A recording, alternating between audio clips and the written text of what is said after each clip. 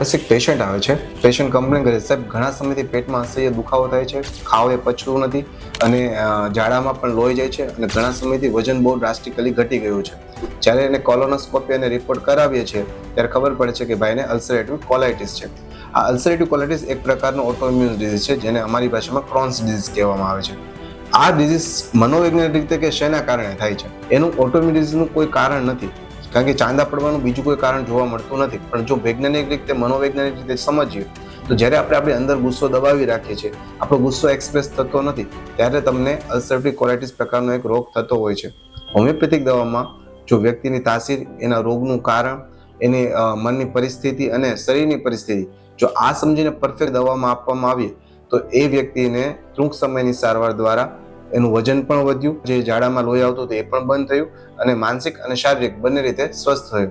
જો તમે પણ અલ્સરેટિવ કોલાઇટિસ એટલે કે આંતરડામાં ચાંદાની બીમારીથી પરેશાન છો તો કમેન્ટમાં યસ લખજો, હું તમને જરૂરથી ગાઈડ કરીશ.